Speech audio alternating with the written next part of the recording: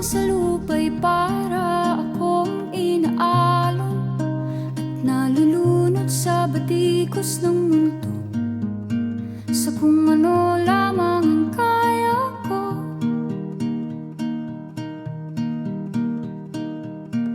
Bigang-biga na sa mga problemang di masolusyonan agad, parang wala nang bukas. Pwede bang umiwas?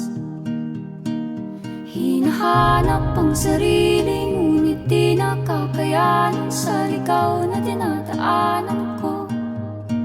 Saan na to patungo? Saan ako patungo?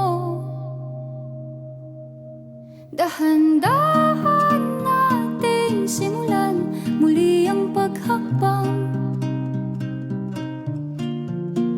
Dahan-dahan tumingin sa salamin upang makita ang ating kagandahan. Dahan-dahan iangat ang mukha upang masilayan ang payapang kalangitan. Oo, pagod ka na,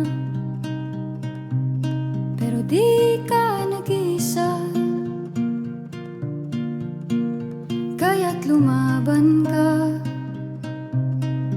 at sabihin, ako naman muna.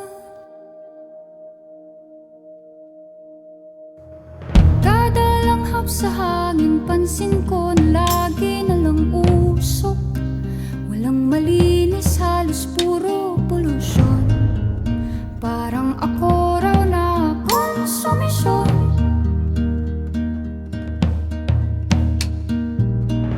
Gulong-gulo ang isip, san ba lulugar kapag nagkamali?